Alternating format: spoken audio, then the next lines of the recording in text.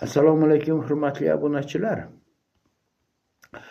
Bugun biz sizlar bilan juda muhim va ko'pchilikni qiziqtirayotgan va juda orziqib kutayotgan mavzu haqida gaplashamiz. O'zbekiston Respublikasining 23-iyun 2026-yilda chiqarilgan farmoniga asosan pensiyalar, nafaqalar, moddiy yordamlar, shuningdek byudjet tashkilotlari xodimlarining ish haqlari va talabalarning stipendiyalari oshiriladi. Bu o'zgarishlar aholining daromadini qo'llab-quvvatlash va ijtimoiy himoyani yanada kuchaytirish maqsadida amalga oshirilmoqda. Xo'sh, endi kimlarga qancha to'lanadi? 1-iyuldan boshlab pensiyalar, nafaqalar va ijtimoiy reyestrga kiritilgan oilalarga beriladigan bolalar nafaqasi hamda moddiy yordam miqdori 7% ga oshiriladi. Bu degan so'z nima degani? Demak, 1 million pensiya oladigan pensionerlarning pensiyasi endi 1 million 70 ming bo'ladi.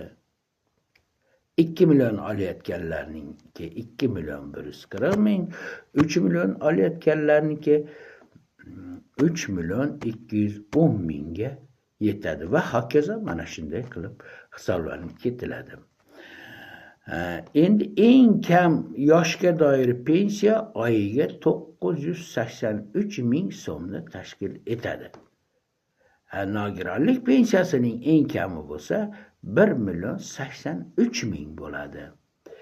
Ijtimoiy reyestrga kiritilgan oilalar uchun ham to'lovlar oshirildi. 3 yoshgacha bo'lgan har bir bola uchun oyiga 386 ming so'm to'lanadigan bo'ldi. 3 yoshdan 18 yoshgacha bo'lgan har bir bola uchun 295 ming so'm. Ikkinchi bola uchun qo'shimcha 177 ming so'm. 3 va undan keyingi har bir bola uchun 118 ming so'mdan qo'shimcha mablag' ajratiladigan bo'ldi. Moddiy yordam miqdori esa oyiga 450 ming so'm qilib tayinlandi.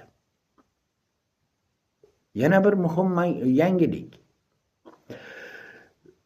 26-yil 1-sentyabrdan byudjet tashkilotlari xodimlarining ish haqlari va talabalar stipendiyalari ham 7% ga oshiriladigan bo'ldi. Shuningdek, eng kam oylik ish haqi 1 million 360 ming so'm etib belgilandi.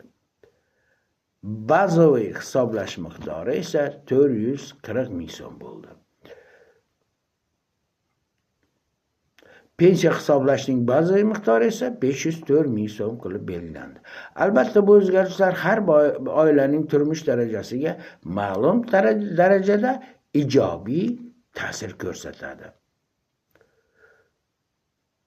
Ayniqsa pensionerlar, byudjet sohasida ishlovchilar, talabalar va ijtimoiy himoyaga muhtoj oilalar uchun bu qo'shimcha mablag'lar muhim ahamiyatga ega. Hurmatli do'stlar, siz bu qaror haqida qanday fikrdasiz? Fikringizni albatta izohlarda yozing. Video sizga foydali bo'lgan bo'lsa, like bosishni, kanalga obuna bo'lishni va bu ma'lumotni yaqinlaringiz bilan ulashishni unutmang. E'tiboringiz uchun rahmat.